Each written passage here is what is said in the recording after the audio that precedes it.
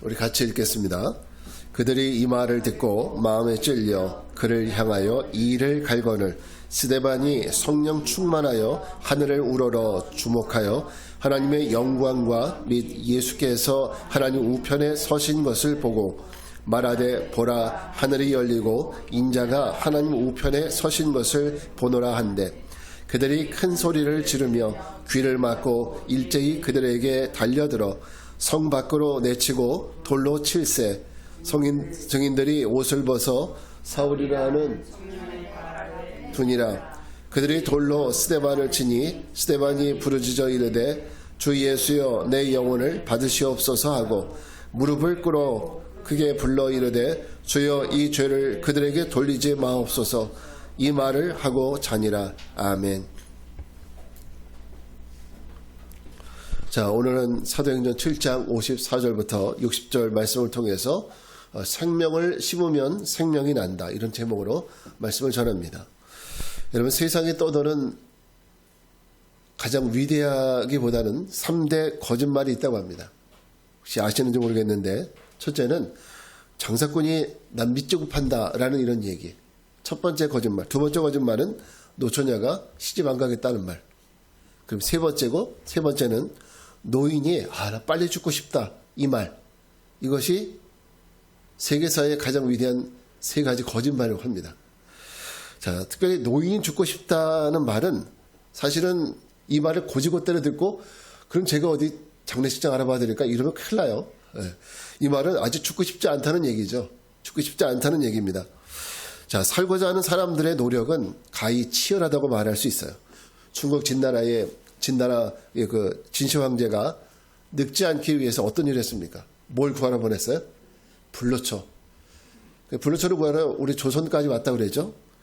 그리고 청나라 때 서태후라는 그 여자가 있죠. 그 여자가 젊은 피부를 유지하면서 늙지 않기 위해서 어떻게 했습니까? 네, 산모에 모유를 먹었다는 소리죠. 지금처럼 뭐 성형외과 있으면 조금만 고치면 되는데 그때는 그런 게 없으니까 네, 그렇게 했다는 거죠. 이렇게 사람의 욕망이, 늙고 싶지 않은 욕망이 누구에게나 다 있습니다. 근데 이런 치열한 노력에도 불구하고 자, 사람은 결국 어떻게 됩니까? 이런 인간의 노력은 하나도 성공한 것이 없죠. 그들은 모두가 다 죽었습니다. 사람 모두 죽어요. 진시황제도 서태후도 이미 옛사람이 되어서 역사 속에서 우리가 잠깐 되짚어 볼 뿐입니다. 자, 그런 면에서 저는 우리 기독교가 가지고 있는 이 죽음과 부활에 대한 이런 가치관, 그리고 우리 기독교가 가지고 있는 생명에 대한 가치관, 이것이 얼마나 건강하고 우리에게 얼마나 큰 소망이 되나, 이런 부분을 생각을 해보게 됩니다. 자, 오늘 우리 성경은 지난주에 읽었던 부분도 우리 같이 나눴던 부분은 사도들이 구제하는 일에 너무 집중하다 보니까 어떤 일이 벌어졌습니까? 히브리파 과부들과 헬라파 과부들 사이에서 갈등이 생겼어요. 헬라파 과부들이 구제하는 일에 제외가 되다 보니까 그 안에서 공동체 안에서 갈등이 생기고 말았습니다. 자, 이로 인해서 사도들은 결국은 어떤 선택을 해요? 우리가 다시 이제 기도와 말씀 전하는 일에 집중할 테니까 성령과 지혜가 충만해서 칭찬을 받는 사람들 7을 택해라. 그래서 택한 사람들이 바로 7 집사라는 사람들이에요. 그래서 그들에게 그 모든 일을 맡겼어요. 근데 그 7 집사 중 한 사람이 누구냐면 오늘 성경에 나오는 스데반이라고 하는 집사. 이 사람이 바로 그때 공동체에서 뽑아놨던 7명의 집사 가운데 한 사람이에요. 본래 사도들이 집사를 세울 때의 그 임무가 뭐였습니까? 구제하는 일을 맡기는 거였어요. 예수님의 제자들은 이제 말씀 전하는 일과 기도하는 일에 전무하고 집사들을 뽑아서 그들에게 뭘 맡기는 거예요? 구제하는 일을 맡기는 거였어요. 그런데 오늘 스데반 집사가 하는 일은 구제하는 일과는 전혀 관계가 없죠. 그는 지금 유대인들 앞에서 말씀을 전하다가 복음을 전하다가 결국은 죽음을 당하는 이런 장면이거든요. 순교의 장면. 자, 스데반 집사는 사실은 특별히 성령이 충만한 사람이에요. 그러다 보니까 그에게는 구제하는 일도 그가 물론 감당했지만은 그 일 외에도 그는 그 마음속에 뜨거운 마음이 있기 때문에 뭘 했다? 나가서 말씀을 전하는 일을 했다는 거예요.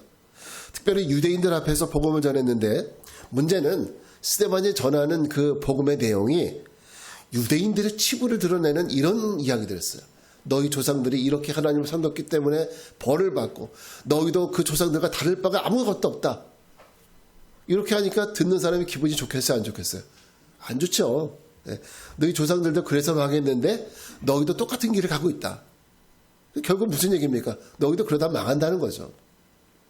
이렇게 유대인들의 불편한 신기를 건드리다 보니까 반발을 사게 되고 유대인들은 스데반 집사를 신성 모독으로 율법으로 정죄한 후에 결국 죽이는 장면이 오늘 우리가 읽은 성경의 본문입니다.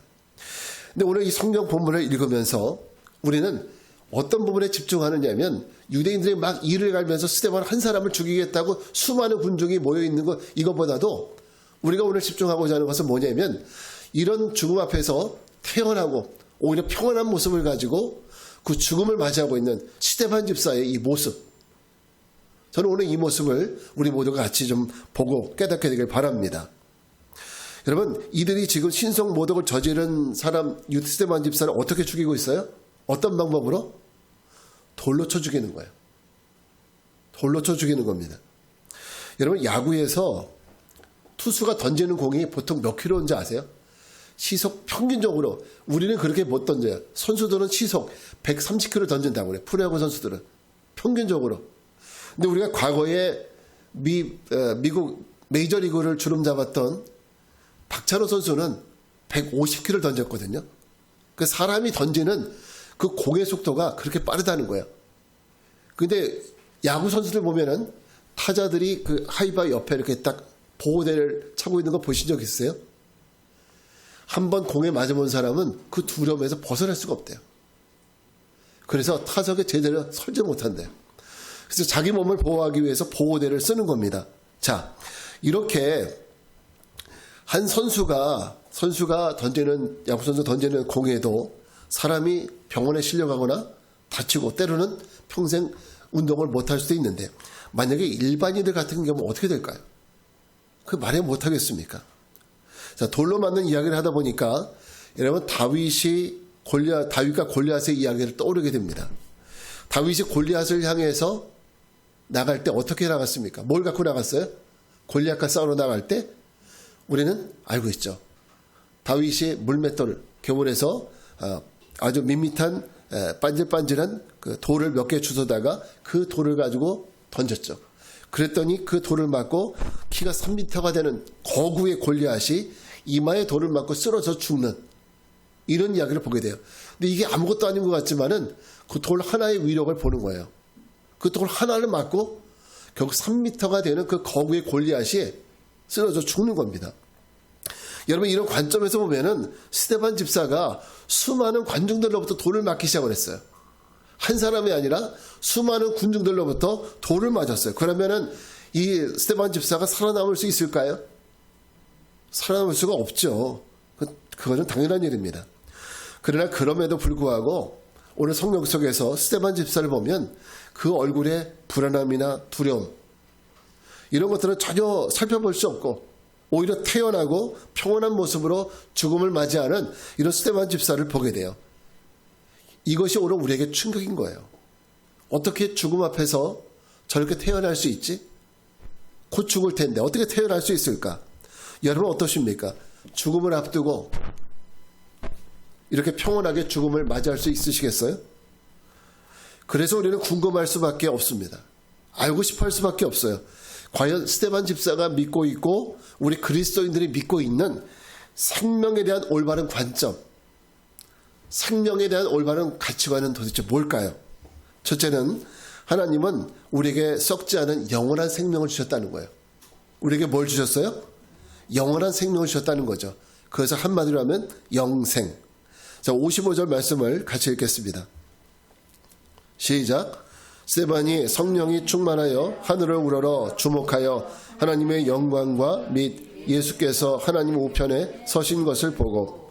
자, 스데반 집사는 왜 죽음 앞에서 두려움이 없었을까라는, 그는 어떻게 죽음 앞에서 평안함으로 그것을 맞이할 수 있었을까, 이런 생각했을 때 우리가 떠올릴 수 있는 말씀이 있습니다. 요한복음 3장 36절입니다. 같이 한번 읽겠습니다. 시작. 아들을 믿는 자에게는 영생이 있고 아들에게 순종하지 않은 영생을 보지 못하고 도리어 하나님의 진노가 그 위에 머물러 있느니라. 아멘. 여러분, 우리 그리스도인들이 믿고 의지하는 생명에 대한 아주 중요한 말씀은 하나님을 믿는 자에게는 뭘 주셨어요? 영원한 생명을 주셨다는 거예요. 하나님 믿는 자에게, 어떤 자에게? 하나님을 믿는 자에게는 영생을 주셨다는 거예요. 여러분, 이걸 꼭 믿으시기 바랍니다. 이것은 특별히 선행을 많이 한 사람에게 주셨다는 게 아니에요. 부자에게 주셨다는 것이 아니에요. 어떤 사람에게? 믿는 자에게 주셨다는 거예요. 그럼 여러분 믿으시죠? 그럼 우리 모두에게 영생을 주셨다는 사실을 이것도 믿으셔야 돼요. 아멘이십니까? 만약 이것을 반대로 생각을 해보면, 뒤집어 생각을 해보면 예수님을 믿지 않는 자들에게는 뭐가 없겠어요? 뭐가 없을까요? 영생이 없다라는 거예요. 반대로 생각하면 예수를 믿는 자에게 영생이 있다면 예수를 믿지 않는 자에게는 영생은 없는 거예요. 그 당연한 치 아닙니까? 이것은요, 내가 어떤 명품, 어떤 걸 가졌다 못 가졌다 이런 차이가 아니에요. 제가 부목사 시절에 한 원로 장로님의 장례를 치른 적이 있습니다. 그 장로님으로 오랫동안 교회에서 봉사를 했으니까 믿음이 좋으셨겠죠. 근데 그분이 폐암으로 죽음을 앞두고 계셨는데, 그때 이제 제가 담당 목회자였고, 그분 앞에 가서 기도를 해드리고 나오는데, 그분이 가족들과 같이 있는 그 자리에서 뭐라고 말씀하시냐면, 나 죽고 싶지 않다. 이런 얘기를 하는 거예요. 누구나 죽고 싶지 않지만 그 장로님의 입술 통해서 나오는 그 말은 굉장히 충격적이었어요. 저는. 저분이 평생 하나님을 올바른 믿으신 분이 맞나? 이런 생각이 머릿속을 스쳐갔어요. 그렇다면 어떻게 저렇게 말할 수 있을까? 근데 가만히 생각하면 사실은 죽음은 우리 모두가 두려운 건 사실이에요. 그냥 믿는 사람에게 뭐가 있어요? 좀 아까 읽었던 대로 영생이 있잖아요. 이 사실을 믿나? 저는 그 고민에 빠지면서 생각을 했던 것이, 교회를 오래 다닌다고 해서 누구에게나 믿음이 있는 건 아니구나. 직분이 장로라고 해서, 목사라고 해서 믿음이 다 있는 것은 아니구나.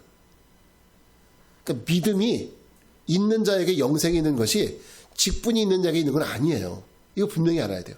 오늘 우리에게 교회를 여러분 이제 나와서 오늘 예배 드리지만 오늘 나에게 믿음이 없으면 안 되는 거예요. 그래서 믿음은 우리가 남들에게 잘 보이기 위해서 필요한 것이 아니라 이런 하나님의 약속을 내가 취하기 위해서 필요한 거예요. 하나님의 약속을 내가 얻기 위해서, 내가 누리기 위해서 언약을 필요한 겁니다. 또 하나의 장례식을 소개합니다. 한 원로 목사님의 장례식이었습니다. 제가 원주에서 교육전도사를 2년 동안 할 때 그 교회에 원로 목사님이 계셨는데 그분이 돌아가셨다는 소식을 듣고 조문을 가게 됐습니다. 근데 장례식 분위기가, 이거는 장례식 분위기가 아닌 거예요. 들어가니까 저는 처음 느낌이 내가 무슨 잔치집에 왔나? 이런 느낌을 받을 수가 있었습니다. 유가족들이 웃으면서 조문객들을 맞이하는 거예요. 웃으면서 어서 오세요, 어서 오세요. 얼굴을 활짝 피면서 웃으면서. 아니, 장례식에서 이런 거 보신 적 있습니까?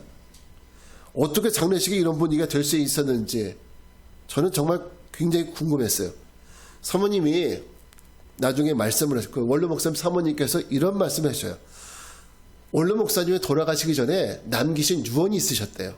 어떤 말씀 하셨냐면, 나 이제 천국 간다. 슬퍼하지 마라.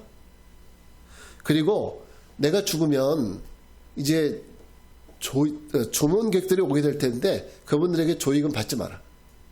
그리고 그분들에게 내 이름으로 그냥 따뜻한 밥 한 그릇 대접하고 보내라. 이러고 돌아가셨다는 거예요. 여러분 어떠세요? 좀 전에 말씀드렸던 장로님의 그 임종하고, 그리고 지금 말씀드리는 원로 목사님의 돌아가시기 전에 말씀하신 이 유언하고, 여러분은 어떤 것이 행복해 보이세요? 두 번째가 행복해 보이시죠? 그러면은 어떤 임종이 예수 믿는 사람들이 누려야 될 그런 임종이라고 생각을 하십니까? 두 번째 아닙니까? 저는 그래서 이 두 가지의 죽음을 저는 실제적으로 저의 인생 속에서 경험을 했어요. 이걸 보면서 여러분들에게 이 두 분을 소개해드리면서 우리가 과연 어떤 임종을 맞이할까, 또 우리가 어떤 임종을 맞이하길 원하는지, 여러분 스스로가 믿음을 가지고 하나님 나도 이렇게 되기를 원합니다. 이런 기도를 드렸으면 좋겠습니다. 우리가 천년만년 사는 거 아니잖아요. 이제 50이 넘으셨으면 이제 언제 주님이 부르셔도 이상하지 않는 이런 시기를 사는 거예요, 우리는. 제가 너무 삭막한 얘기를 했나요? 어쨌든 우리가 언제 우리에게 그런 순간이 다가오더라도 우리는 이런 말을 남길 수 있는, 이런 평온을 가질 수 있는 우리 모두가 되었으면 좋겠습니다. 이런 관점에서 오늘 55절 성경을 보면 스데반 집사는 지금 앞에서 군중들이 자기를 죽이려고 기세등등해서 그 수많은 군중이 자기를 향해서 돌을 던지고 이를 박박 깔고 있는 상황에서 스데반 집사의 눈은 어딜 보고 있느냐? 지금 이를 박박 깔고 있는 도끼 어린 군중들의 눈을 바라보고 있는 것이 아니에요. 성경을 보니까 스데반 집사는 그 눈은 하늘을 향했고요. 그리고 하늘에서 뭘 봤어요? 하나님의 영광을 보았고, 그리고 예수 그리스도께서 영광의 우편에 서 있는 것을 보았어요. 아, 여기에 차이가 있는 거예요. 오늘 우리가 뭘 보느냐죠. 이 땅에 떠나면 어떻게 되나? 사람을 보고 세상을 볼 때는 그때는 우리는 이런 은혜를 누릴 수가 없습니다. 그러나 우리가 우리 시선을 하나님께 두고 하나님이 우리에게 주실 그 상급과 그리고 하나님의 약속하신 그 천국의 은혜들을 우리가 소망하면서 우리가 나아갈 때에 우리는 이와 같은 그런 귀한 마지막 순간을 맞이하게 될 줄 믿습니다. 여러분, 저는 저와 여러분이 예수님을 진심으로 믿게 되시기를 주님의 이름으로 축원합니다. 교회에 나오는 것만으로 만족하지 말고 그분의 말씀을 날마다 잘 상고해보고 그리고 그 말씀에 내가 동의가 되길 바랍니다. 이 말씀에 동의가 되고 그리고 마음속 깊이 그분의 약속을 마음속 깊이 받아들이는 이런 은혜가 있기를 바랍니다. 그럼 여러분에게도 스데반 집사와 같은 그런 놀라운 평화가 임하게 될 줄 믿습니다. 자, 그렇다면 하나님이 주시는 이 생명의 특징이 뭐냐? 두 번째는 생명은 전해질 때 다른 생명을 낳습니다. 어떨 때 다른 생명을 낳아요? 전해질 때. 자, 우리 58절 말씀을 같이 읽겠습니다. 시작. 성 밖으로 내치고 돌로 칠세 증인들이 옷을 벗어 사울이라 하는 청년의 발 앞에 두니라. 아멘. 제가 지난주에도 가요 좋아한다고 그랬다가 저희 아내가 뭐라고 그랬는데 제가 또 좋아하는 노래가 있어요. 이 가을만 되면 항상 입안에서 흥얼거리는 노래가 그 박미경 씨가 불렀던 민들레 홀시되어라는 옛날에 그 대학가요제에 나왔던 노래인데 그 노래가 참 서정적이잖아요. 가사가. 그래서 참 좋아해요. 그 가사 가운데 어느새 내 마음 민들레 홀시되어 강바람 타고 훨훨 내 곁으로 간다. 시적이고 서정적이고 이 부분을 들을 때 보면 그림이 그냥 그려지는 것 같아요. 더군다나 저는 저희 고향 집이 바로 강이거든요. 그 강 앞에 가면 늘 볼 수 있는 풍경이었어요. 이게 해가 막 질 때, 뉘엿뉘엿 질 때 그때 이 바람 타고 날아다니는 이런 민들레 홀씨의 이런 그 풍경들 본 적이 있습니다. 자, 이렇듯 바람이 불 때 민들레 씨앗이 바람을 타고 날아가는 모습. 이렇게 날아간 민들레 씨앗은요, 도처로 날아갑니다. 어디든지 다 날아가죠. 주로 이제 따뜻한 담벼락 밑에 이런 데 심겨지고 또 넓은 잔디밭, 학교 잔디밭이나 공원 잔디밭 이런 데 떨어지면 이런 데서 따뜻한 곳에서 잘 자라잖아요. 민들레가. 그런 곳에서 꽃을 다시 피웁니다. 저는 하나님이 주시는 영원한 생명도 이와 같다고 생각을 해요. 주님이 우리에게 영원한 생명을 주시는 이유는 우리가 마치 민들레 홀씨가 되어서 세상 모든 곳에 날아가서 이 생명을 전하라고 주신 거라는 거죠. 전하라고 주셨다는 거죠. 오늘 요한복음 12장 24절 말씀 한번 같이 읽어볼까요? 시작. 내가 진실로 진실로 너희에게 이르노니 한 알의 밀이 땅에 떨어져 죽지 아니하면 한 알 그대로 있고 죽으면 많은 열매를 맺느니라. 아멘. 주님은 한 알의 밀이 땅에 떨어져서 죽지 아니하면 한 알 그대로 있는데요. 근데 만약에 죽으면 많은 열매를 맺게 된다. 주님은 우리가 많은 열매를 맺는 한 알의 밀알이 되기를 원하시는 거예요. 우리가 죽지 않고 아무 열매도 맺지 않는 이 불량 씨앗이 아니라, 불량 밀알이 아니라 우리가 죽어서 많은 열매를 맺는 정말 죽지만 건강한 죽지만 생명력이 있는 이런 미랄이 되기를 원하시는 거예요. 자, 스데반 집사의 죽음, 과연 이것이 헛된 죽음일까? 스데반 집사, 어떻게 저렇게 세상 사람, 다른 유대인들이라면 그렇게 얘기했을 거 아닙니까? 저 사람이 저렇게 개죽음을 당하는구나, 이렇게 생각을 했을 거 아니에요. 그런데 성경적으로 우리가 믿음 안에서 보게 되면 과연 이것이 헛된 죽음일까? 그렇지 않다라는 거죠. 오늘 58절 말씀을 잘 읽어보면 군중들은 옷을 벗어서 어디 앞에 놨어요? 누구 앞에? 사울이라는 청년 앞에 옷을 놨다.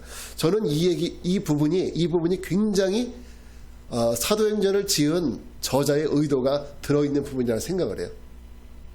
드라마 속에서 보게 되면 미리 앞에 나올 얘기를 보여주는 그런 예고편이 있죠.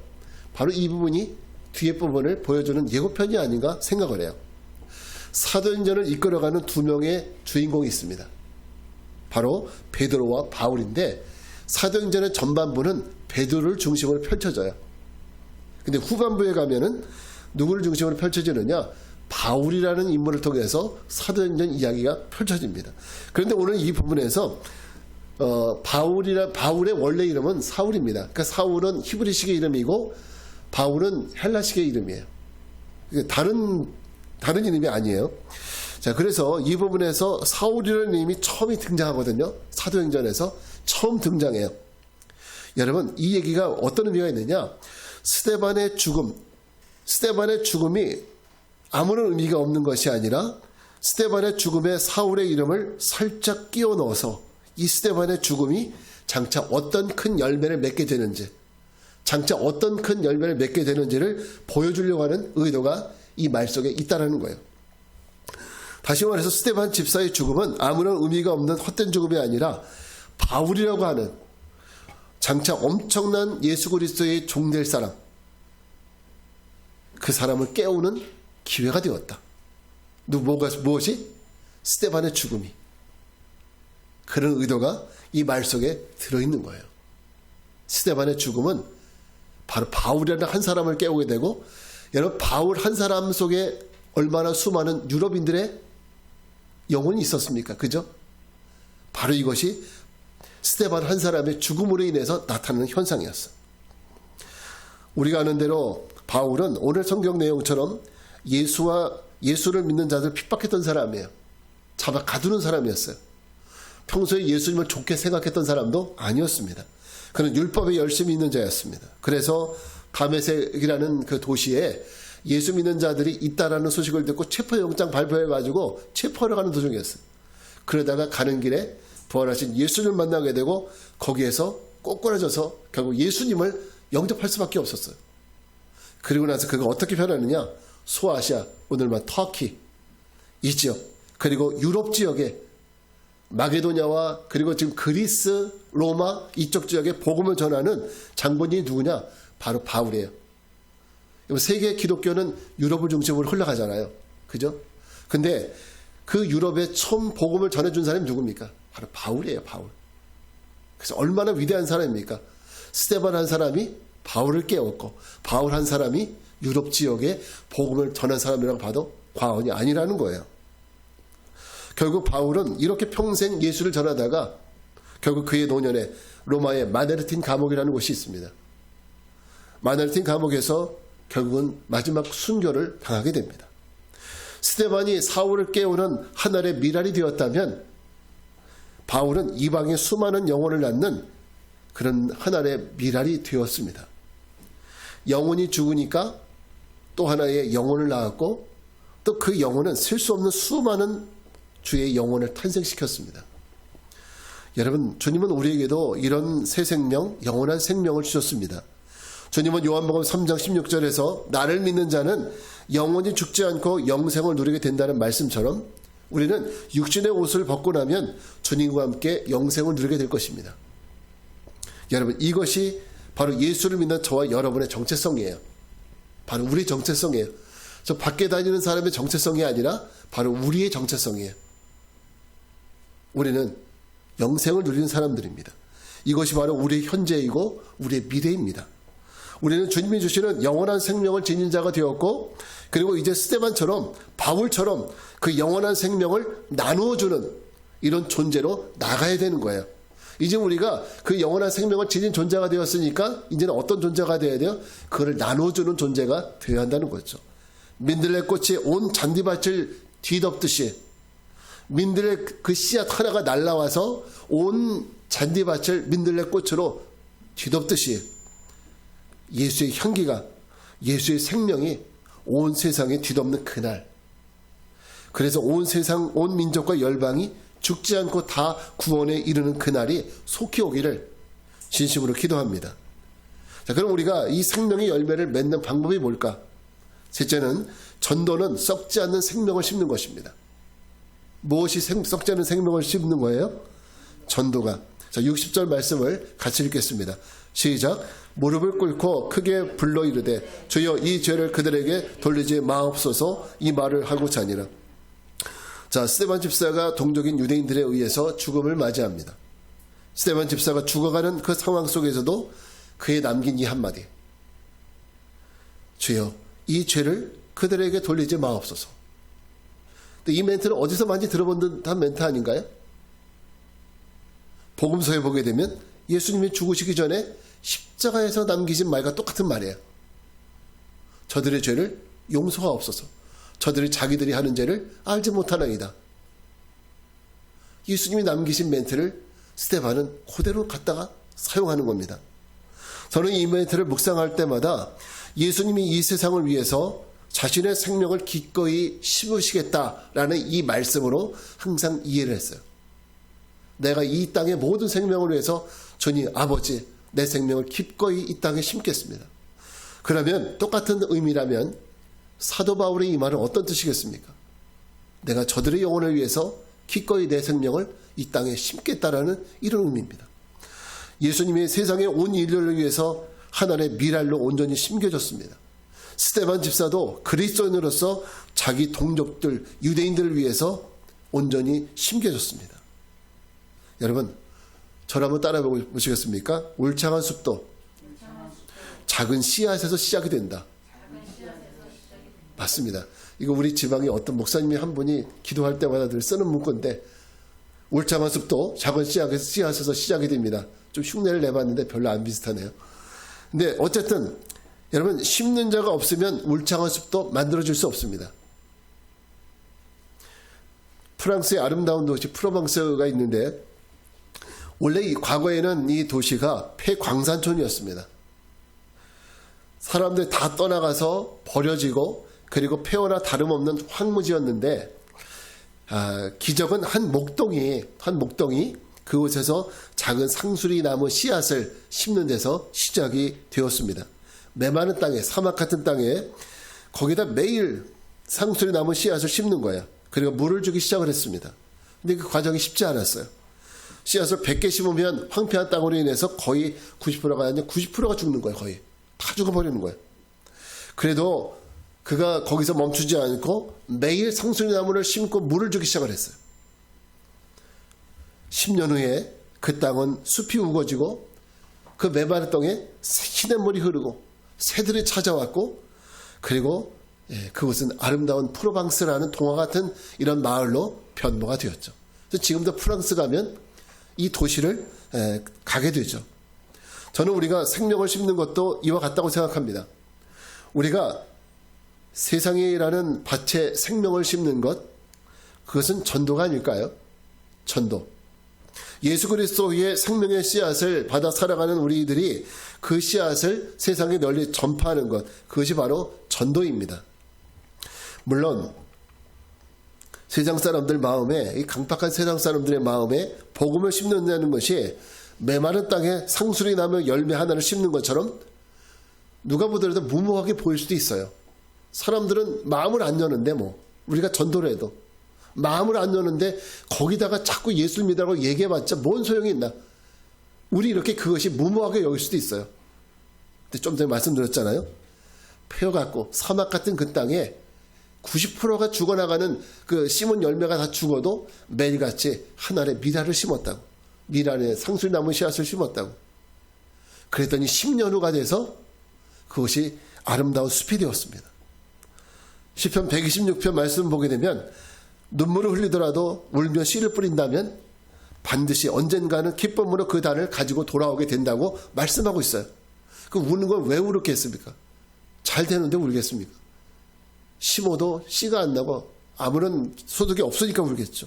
그래도 눈물을 흘리더라도 자꾸 심으면 결국은 기쁨으로 그 단을 가지고 돌아오게 된다는 것이 시편의 말씀이에요.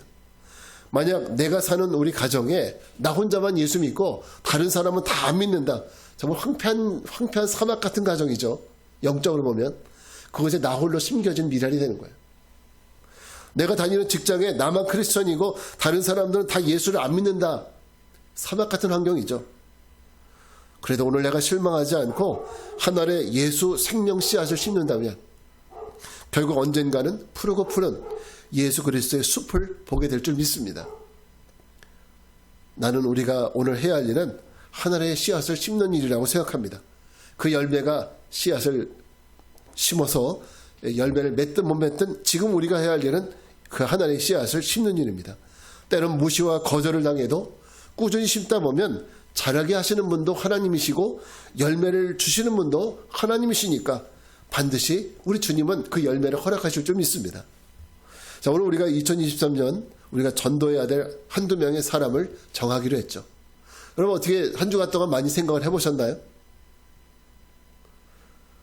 기도하는 마음으로 정하십시오. 그리고 2023년 하나님이 내게 맡겨주신 일이라고 생각하면서 그 한두 명의 사람 기도하면서 꼭 적어보시기 바랍니다. 오늘 만약에 진짜 나는 목사님 너무 바빠가지고 생각을 못했어요 하시는 분들은 가져가셔서 다음 주에라도 꼭 적으셔서 기도하는 마음으로 왼쪽에는 내가 알고 있는 지인들, 오른쪽에는 정말 전도할 만한 그 한두 사람 정하셔서 그렇게 꼭 내주시기 바랍니다. 그러면 우리가 봄에 관계전도 다른 사람하고 신경 안 쓰고 그분들을 위해서 더 우리가 초점을 맞춰서 그렇게 하려고 합니다. 그분이 영혼의 열매가 맺어줄 수 있기를 기도하면서 전도하며 나가는 우리 모두가 되길 바랍니다. 자, 오늘 우리는 그리스도인들이 가져야 될 생명의 관점에 대해서 생각을 해봤습니다. 예수의 생명을 받은 우리들이 그 생명의 씨앗을 전하고 나눠줌으로 인해서 주님이 원하시는 많은 생명의 열매들을 맺는 이런 귀한 성도들 되시기를 주님의 이름으로 축원합니다. 자, 이제 우리 같이 자리에서 일어나셔서 같이 찬양하고 기도하겠습니다.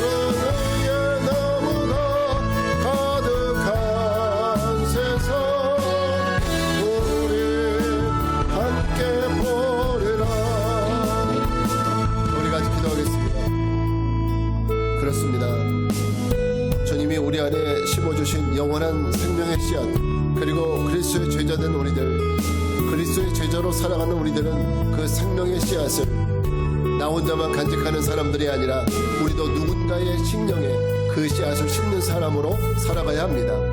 그러기 위해서는 그 과정에서 겪게 되는 실패와 눈물로 인해 멈추지 않고 그럼에도 불구하고 생명을 나눠주는 삶을 살아야 합니다.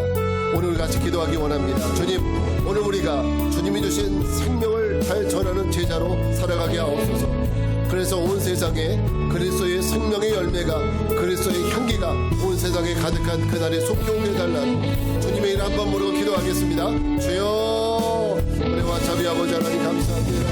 할렐루야. 부르신 하나님, 오늘 우리에게 주신 그 생명의 씨앗, 아버지는 영원히 썩지 않는, 아버지 영원히 죽지 않는 생명의 씨앗을 우리에게 주셨는데, 하나님 우리가 이것을 우리끼리만, 우리 혼자만 간직하고 있는 것이 아니라 이 아버지 영원한 생명을 아버지 세상 모든 사람들에게 전하고 증거할 수 있도록 우리 모든 삶을 인도하여 주시옵소서. 우리 안에 주님의 사랑이 넘치게 하여 주시고 주님의 생명이 나를 통하여 세상에 흘러갈 수 있도록 도와주시옵소서. 더 많은 생명, 더 많은 영혼들이 주님을 알고 생명을 얻어 저들도 영생의 삶을 살아갈 수 있도록 도와주시고 이 땅 어디든지 그리스도의 그 은혜와 그 푸르름의 계정이 속히 할 수 있도록 주여 도와주시옵소서. 그래서 아버지 하나님이여 주님의 거룩한 소원이 우리를 통하여 이루어지는 놀라운 역사를 얻을 수 있도록 인도하여 주시옵소서. 주님을 찬양합니다. 거룩하신 주님, 우리를 주님의 거룩한 제자로 불러주시니 감사합니다. 또 우리에게 주님의 영원한 생명을 주셔서 영생의 소망을 가지고 살게 하심을 감사드립니다. 이제 우리에게 주신 영원한 생명을 또 다른 누군가에게 나누어주고 전하는 귀한 제자로서의 삶을 이 한 해 동안 살아가도록 우리를 이끌어 주시옵소서.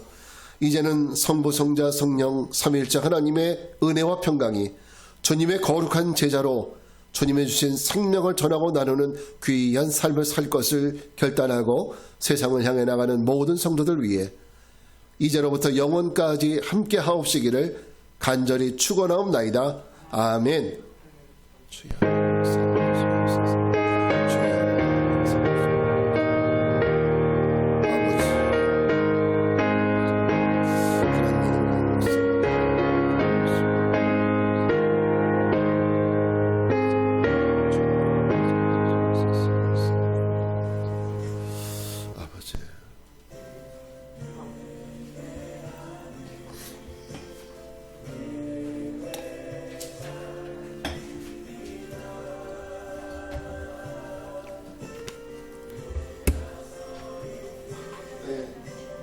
않았어요?